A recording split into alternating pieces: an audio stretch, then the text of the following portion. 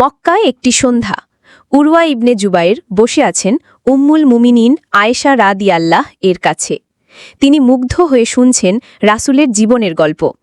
খালা, আপনি কি আমাকে মিরাজের রাতের কথা বলবেন? আয়েশা রাদিয়াল্লাহর চোখে এক অদ্ভুত আলো।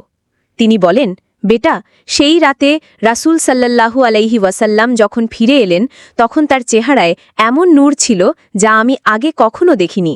তিনি আমাকে বলেছিলেন, আয়েশা, আমি আল্লাহ সাথে কথা বলেছি। তিনি আমার উম্মতের জন্য 5 ওয়াক্ত নামাজ নির্ধারণ করেছেন। উরওয়া প্রশ্ন করেন, তারপর?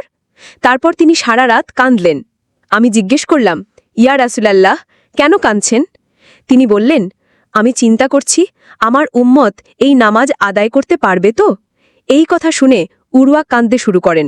পরবর্তীতে তিনি এই সব গল্প সংরক্ষণ করেন যাতে ভবিষ্যৎ প্রজন্ম জানতে পারে।